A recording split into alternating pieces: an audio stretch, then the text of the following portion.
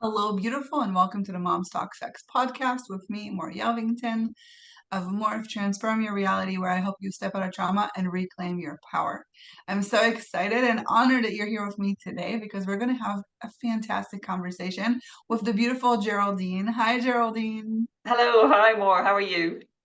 I'm doing great, and I'm so excited that you're here because I feel like what you're going to talk about is really going to resonate with a lot of our listeners and show them that there's different ways to deal with whatever it is that life throws at you.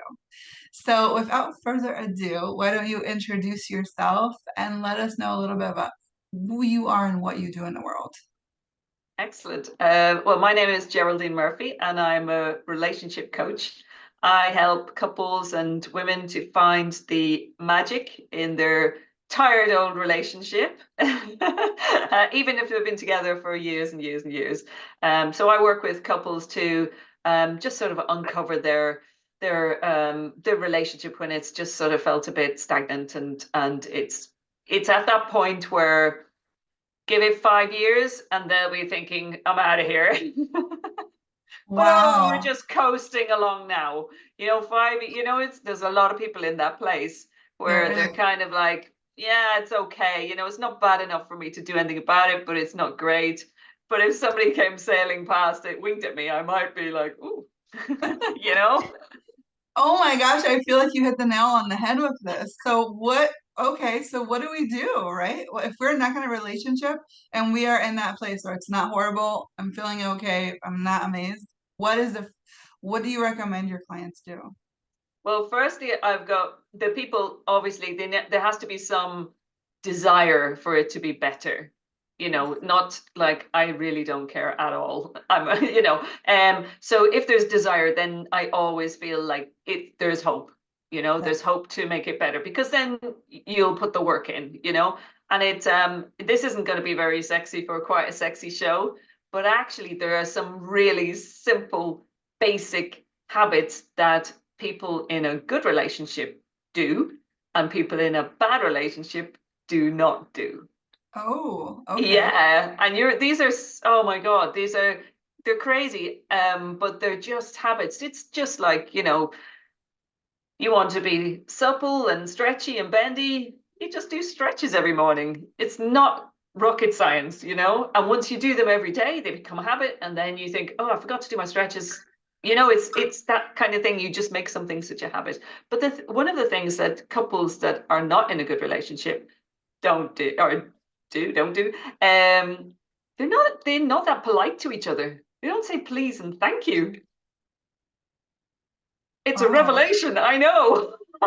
They take each other for granted. But that thing yeah. of not making eye contact and not saying, oh, thank you. All right. You don't even have to say I appreciate you. Just please and thank you when they make you a cup of tea or they makes a huge difference. And that is something that couples in good relationships always do. I'm guessing you do that in your relationship. Yes, I do. All the time.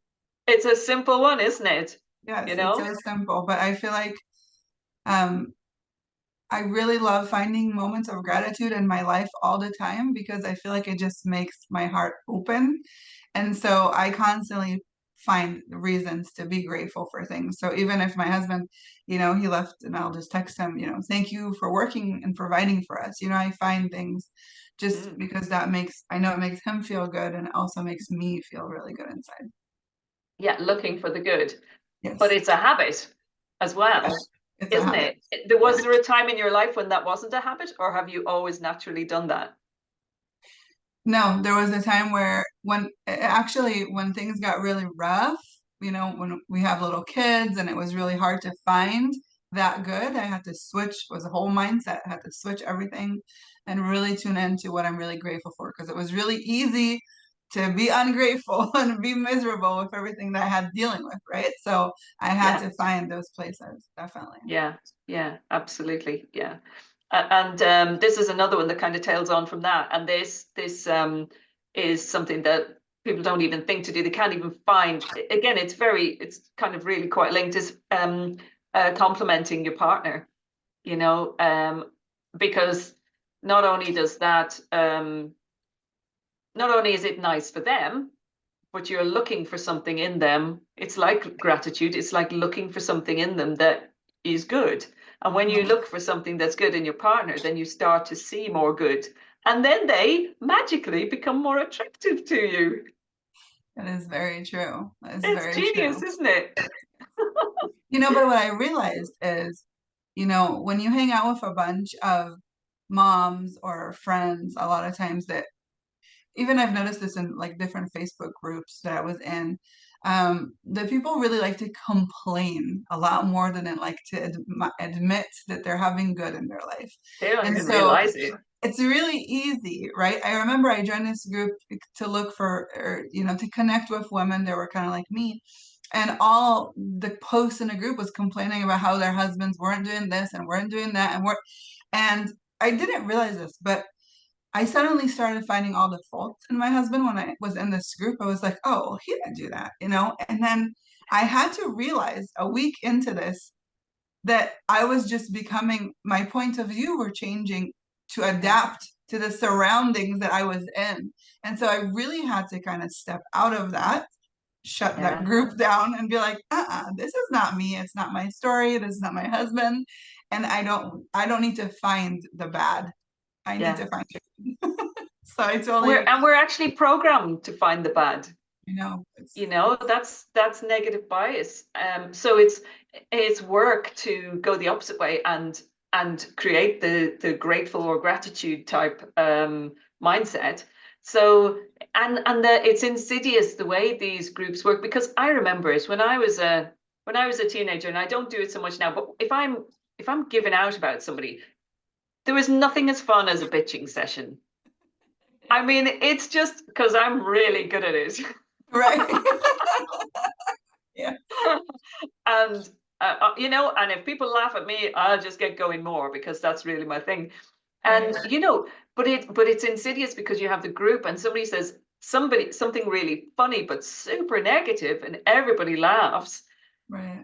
It's got that cycle of everybody laughing. So you have this really weird mix up of like your energy release of a laugh, but it's super negative at the same time. So Right. it's so easy to slip into that, and then you just start. The ideas are coming like, oh yeah, he does that, and oh god, that's annoying, or he does that because of this, which is some person's reality, but it's not actual reality. Right. And then you think, oh, I wonder if my husband does that because of that. Oh, I think that's it. When you start adding up pictures in your head that aren't real, That's right. it's a I feel like that's the disaster. biggest thing we do. We like assume about somebody else something that's completely unrelated to what's going on, and Yeah, we put that story on them. I think we do that with our partners and friends and kids. And so many times I have to be like, this has nothing to do with you. Like, this has nothing to do with yeah, you. It's just my point of view that has to shift yeah, and change. yeah, yeah, Mhm. absolutely. And I think if we could get out of our own heads more and start realizing that, then it's just being more mindful, really, that oh, you have all these stories going on all the time. And I remember with our kids, our eldest boy, he's just turned 13. But when he was little, he was kind of a handful, really. And I remember reading this book on sort of childcare and stuff like that. And I was like, everything he does, he fights about everything. Could he just do something without an argument? And Yeah. this book was starting to point out what was good. What, can I find something good in his behavior? And I felt really bad, because when I started looking and finding things and pointing them out to him, his behavior changed like that. Wow. The poor kid, I'd be putting that on him. Yeah. And every time, when I did it the first time, then I realized, wow, there's something in this, and just remembered next time. And I thought, back to basics. What's he doing right? What's he doing right? And then he would come back around and he would just start doing right, because he wasn't he wasn't in trouble all the time. Yeah, that's amazing and that's so powerful. And I feel like that's the same with our relationships, right? If we keep looking for the bad, we're gonna find more bad. You Sure, you get what you ask for. I'm a full absolutely. believer of that. So the Yeah, more it's energy totally you put true. on that, that's what's gonna show up in your life. It's just law of Yeah, attraction. yeah, it is. It is. Whatever you look for, it's like that thing of buying a red car, and then all the cars on the road are red. That's right. That's You never exactly it. saw them before, but there they are. So it's quite interesting, really.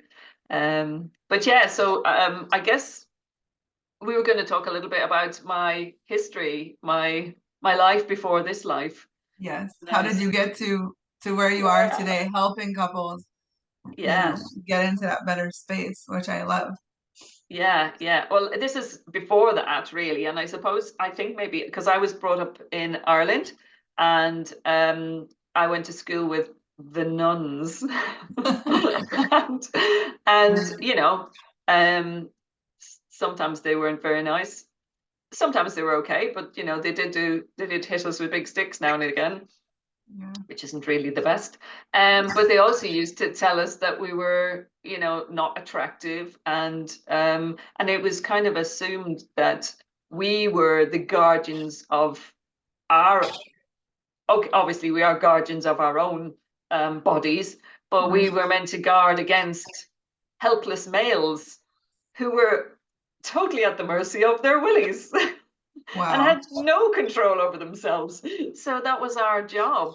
And if we weren't strong enough and virtuous enough, then we'd get pregnant or something, Wow. And they didn't tell us we'd go to hell. We sort of, well, I went as an au pair to America for some small kids, and so I knew that was hell. Yeah. Having small children, it was like, oh, I'm not doing this. Consequently, I didn't have kids until I was over 40. Wow. Amazing. Yeah, which is good. Yeah. You But have a lot of life experience by then, for sure. I know, yeah. And it's different, I guess, because we've done some traveling and stuff like that. We've gone and sort of lived our lives the opposite way around. So the kids are starting to get a bit bigger now, and we'll have to start going traveling again soon.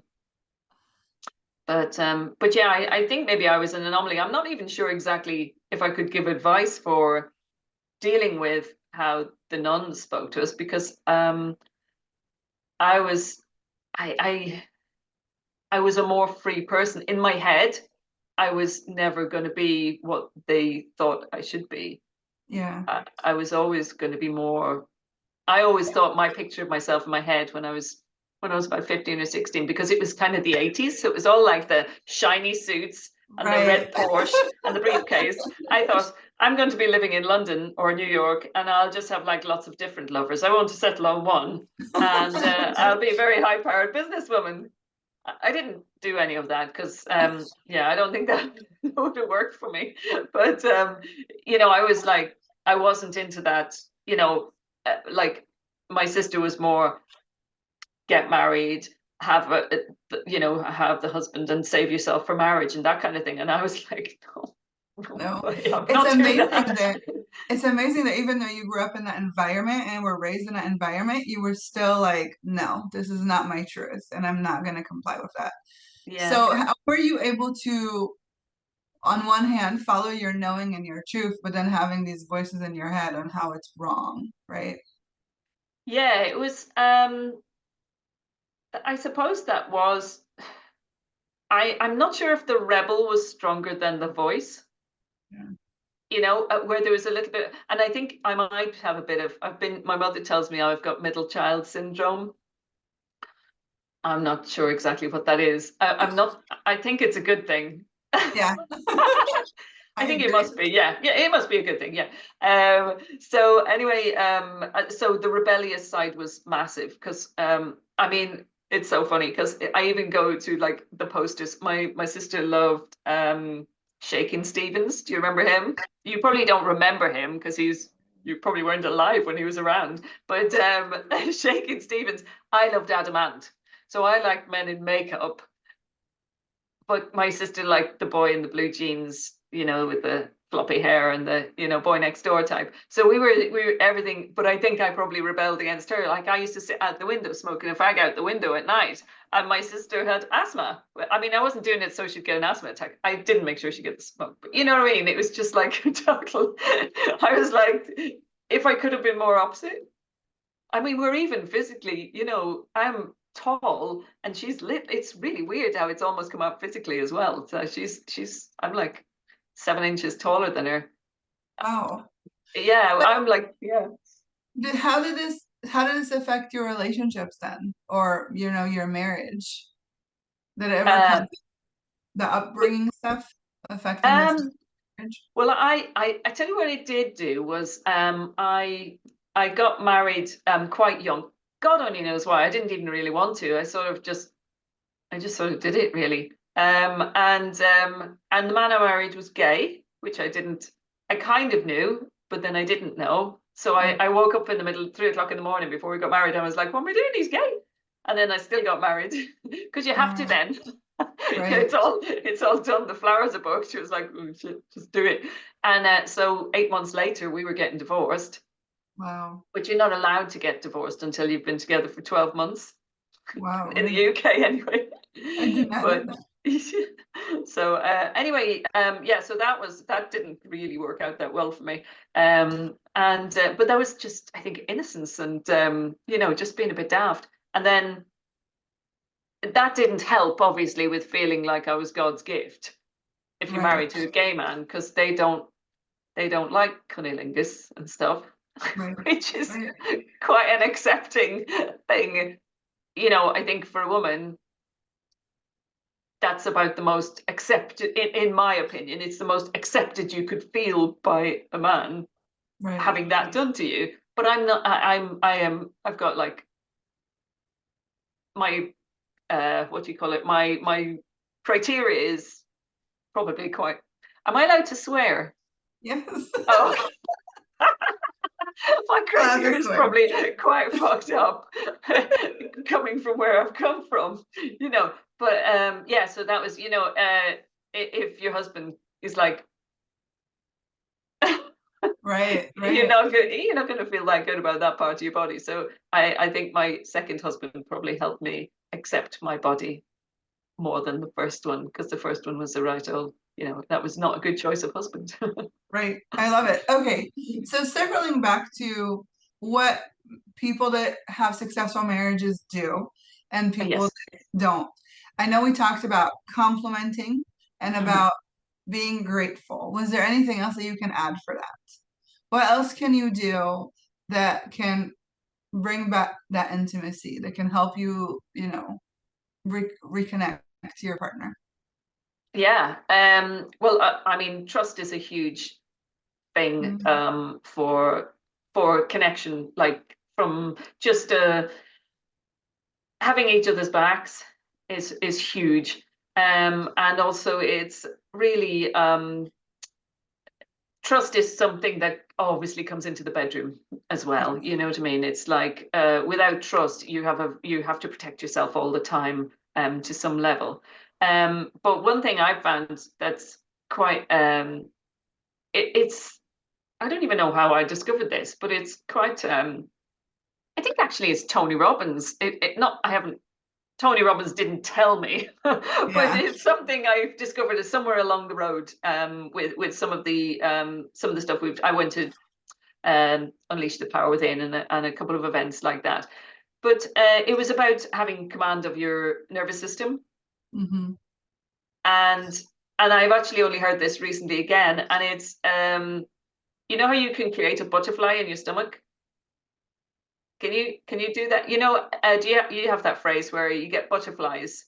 Yeah. It's like yeah, so you get butterflies. Do you have them now? I've said that to you. I can Can you make them make them happen? happen. Can you bring them up? Yeah. Well, that's a feeling that you get when you're excited. Right. So you can create that feeling, and you get it when you're scared or when you're excited, or and you if you can create that feeling and say, I'm really excited. Yeah. But you can also project that feeling onto looking at your husband's arms or the back of his neck or there's Right. something, and that's like that you can almost, no, you can't almost, you can create a feeling of excitement on the physical side of your partner by doing that. And I this struck me a while ago, and I was like, how did I do that? That was really cool. I just suddenly, like, I hadn't noticed for, well, ages, suddenly, that my husband's arms are quite sexy. Yeah. And then I was like, every time I look, he's probably going to watch this later. So we'll have a good night. But the the the developing that with the butterflies is then like oh, I'm hoping nobody's going to come in now because my kids have just come from school. I'm in my son's bedroom, which is part office. I was like, so that you can create that and you can develop that, and it's just like another little habit that you can create this like desire, which is you don't even have to tell them about it. You can just feel that and be be in it with yourself. It's kind of Yes, cool. It's like a I cool love it. trend. Okay, so if our listeners want to know more about you, what it is that you do, where can they find you? Excuse me. Yes, I have a Facebook profile page. It's my professional page, and most of what I do is on there. I also have a Facebook group with lots of free resources and events for people and couples who are looking to improve their relationship and bring back the magic that a lot of times they feel is gone, Yeah. and we can bring it back. Yeah, so I'll actually be running an event on Sunday week. I'll be running a VIP day. So if anybody who wants to come and friend me, Geraldine Murphy on Facebook, I'll be putting invites on there to join my VIP day. Oh, that sounds amazing Yes, and really exciting. I encourage you guys to go check it out and spice up your marriage because there's never enough love, right?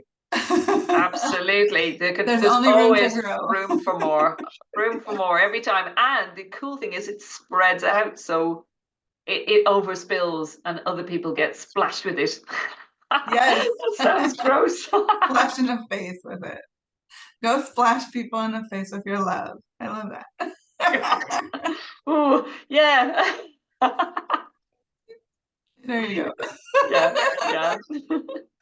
Well, thank you guys so much for tuning in. Thank you so much for being with me today and this delightful conversation. It was so amazing. And I hope you guys really tune into the gold nuggets that, Geraldine dropped here, because I'm sure that if you just take some of these tips and start using them, you'll really start seeing a shift in your marriage and in how you feel. So I hope you have a beautiful rest of your day and tune in with us again next week. Bye.